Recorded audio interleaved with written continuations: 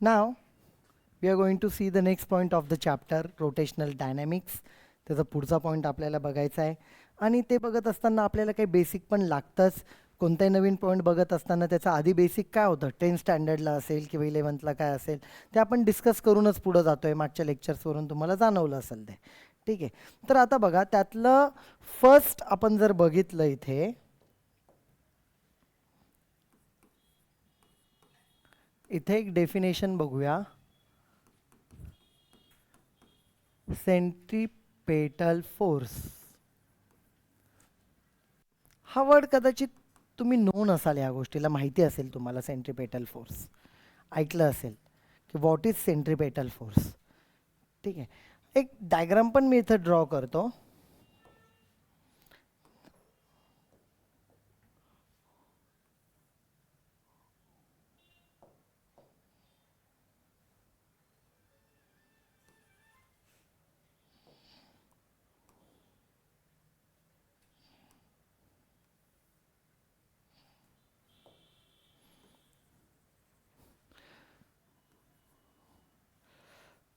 Suppose particle of mass m performing circular motion in anti-clockwise direction. एक particle आहे, object आहे, matter आहे, एखादं प्लॅनेट आहे, काहीही असू द्या, which is in circular motion, जे कशामध्ये आहे, समजा अँटी क्लॉकवाईज क्लॉकवाईज कोणते असू द्या, doesn't matter, along the circumference of circle of mass m.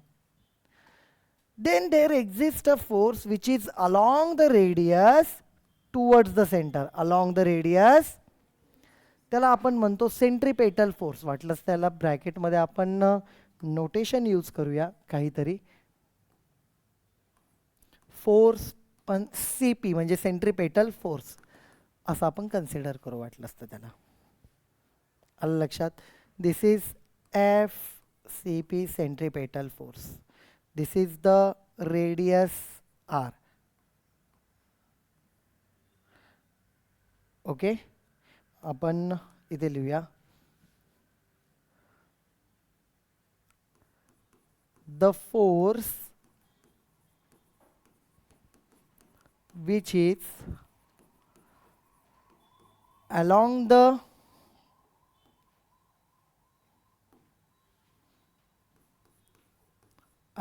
radius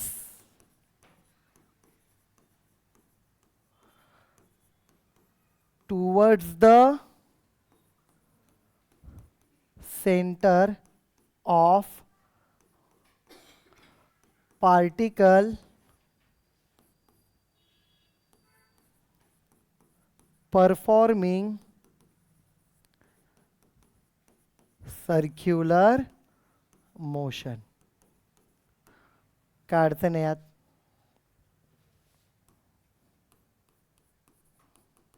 this is necessary force for any kind of circular motion. कोणत्या पण पद्धतीचं सर्क्युलर मोशन असू द्या, याच्याशिवाय ते होऊ शकत नाही. हा फोर्स असतोच असतो, तेव्हा सर्क्युलर मोशन असेल. म्हणजे घरामध्ये पंखा फिरतोय, सेंट्रीपेटल फोर्स आहे. ठीक आहे, एक थ्रेड आहे, त्या थ्रेडला तुम्ही काहीतरी ऑब्जेक्ट टाय केलाय, बांधलाय, त्याला तुम्ही फिरवतायत सर्कलमध्ये, सेंट्रीपेटल फोर्स आहे तिथे.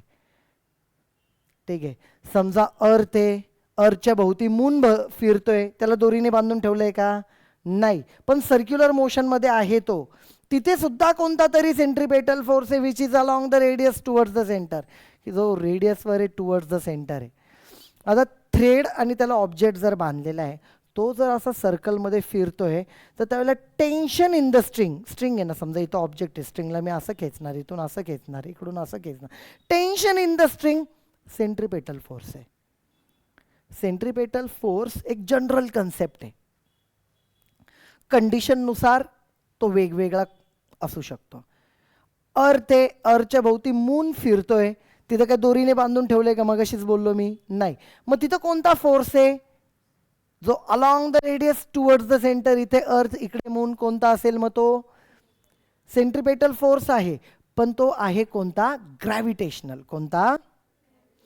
त्याच्यानंतर समजा इथे आपण कन्सिडर करू ॲटॉमिक लेवलला. बघा इथे सेंटरला इथे न्यूक्लियस आहे ज्याच्यावरती पॉझिटिव्ह चार्ज आहे, इकडे निगेटिव्हली चार्ज इलेक्ट्रॉन आहे, तो त्याच्या भोवती सर्कलमध्ये फिरतोय. याला काय बांधून ठेवलंय का कशाने? नाही. मग इथे कोणता फोर्स आहे? Electrostatic force. कोणता? की जो सेंट्रिपेटल फोर्स आहे along the radius towards the centre, की जो त्याला सर्कलमध्ये ठेवतोय. डिपेंडिंग ऑन द कंडिशन तो वेगवेगळा असू शकतो, पण तिथे एक फोर्स आहे ज्याला जनरली आपण काय म्हणतो?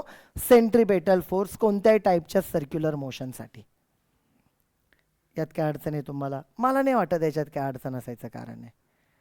ठीक आहे. याचा फॉर्म्युला 10th स्टँडर्डला सुद्धा आहे. ठीक आहे. 11thला सुद्धा आहे. तर त्याचा फॉर्म्युला मी तुम्हाला लिहून देतो. काय बघा, नेक्स्ट पेजवरती जाऊया. इथे it is given as centripetal force which is equal to, बघा, mv omega mr omega square mv square upon R. हे 3 फॉर्म्युले. सर 3 कसं काय आले? ठीक आहे, मी द नोट म्हणून सांगून ठेवतो. नोट आहे बरं का, ही नोटसुद्धा तुम्हाला इंट्रोडक्शनमध्येच सांगून दिली की 11thला होतं म्हणून, आता पेजला पण. ठीक आहे. तर ती नोट बघा काय. फर्स्ट मी लिहितो relation between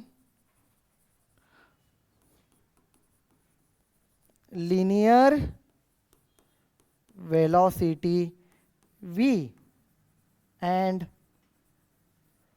angular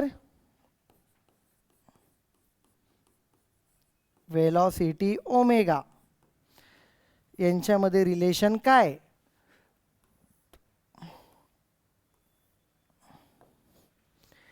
v is equal to R omega.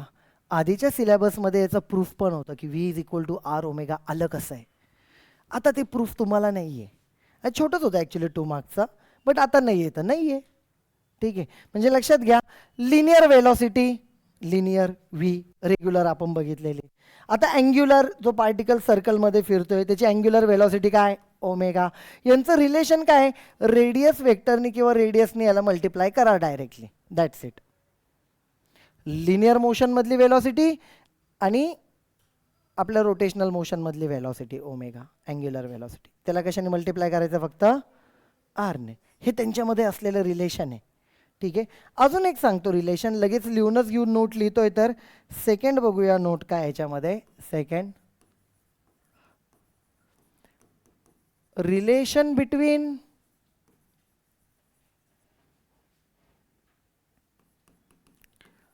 linear acceleration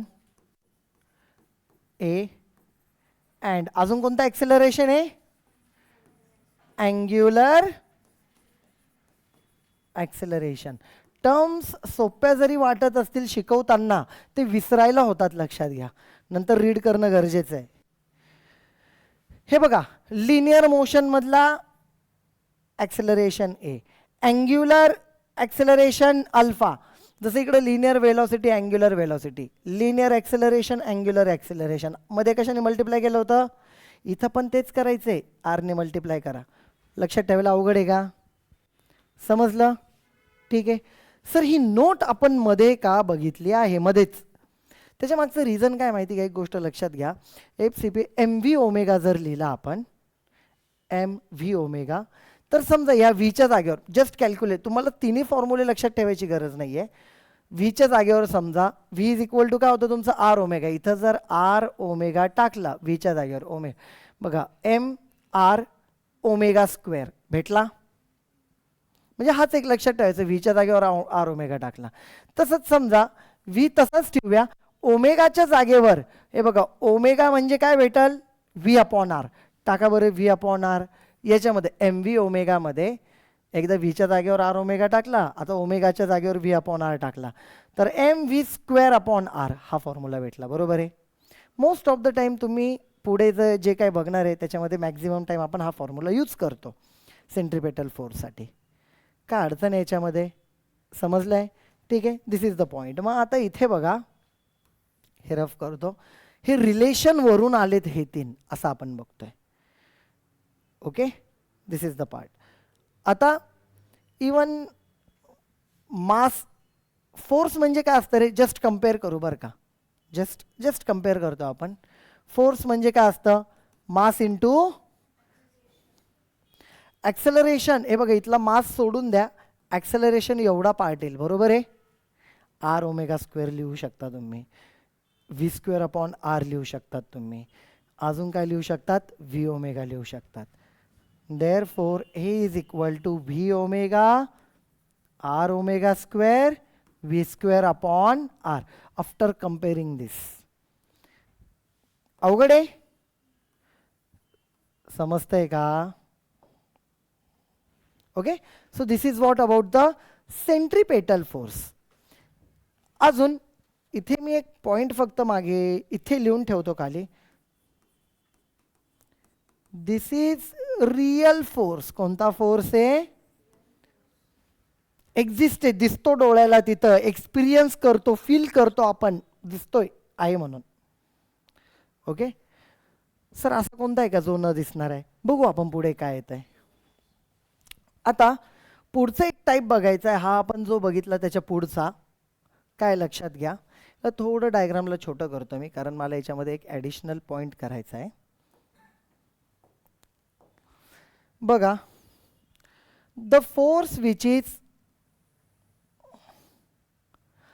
हा कसा होता? Centripetal along the radius towards the centre, ज्याला सेंटर सिकिंग फोर्स पण म्हणतात. काय म्हणतात? सेंटर, की बाबा सेंटरच्या डायरेक्शनला आहे, सेंटर सिकिंग, त्याला सेंटरकडे जाण्याची इच्छा आहे, सेंटर सिकिंग फोर्स असं पण म्हणतात. लिहून ठेवू का इथे? तुम्ही वर लिहिलं नंतर तरी चालेल, नाही लिहिलं तरी चालेल, मिनिंग एकच आहे. काय काय लिहिणार आहे आपण. ओके, आता त्याच्यानंतर बघा पुढे मला इथे काय सांगायचं आहे. Everyone just look at here.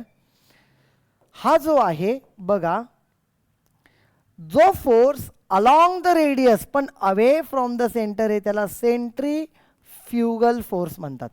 Force पण कोणता? सेंट्रीफ्युगल, FCF असं लिहिलंय मी त्याला सध्याला. त्याच्याबद्दल लिहूयात पुढं आपण काय. इथं तर भरले, चला आपण पुढे लिहूया मग अजून.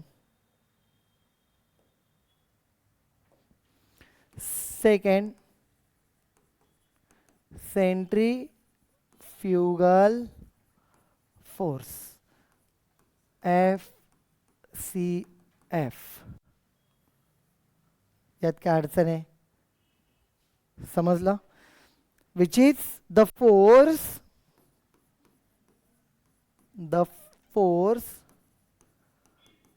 which is along the radius but away from the center, away from the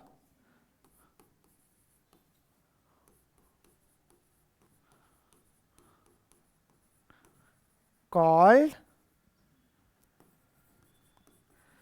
centrifugal force.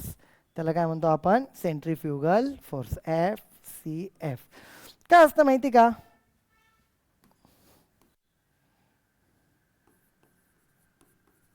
Centripetal and centrifugal forces are same in magnitude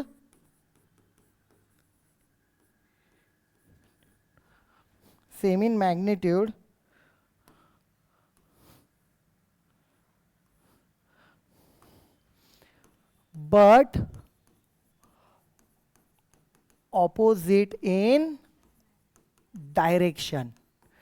दोघांची व्हॅल्यू सेम आहे बघा, दोघं पण सेम आहे. त्याला काय आपण असं नाही की हा जास्त आहे हा कमी, असं काही नाही. दोघांची व्हॅल्यू सेमच राहणार आहे.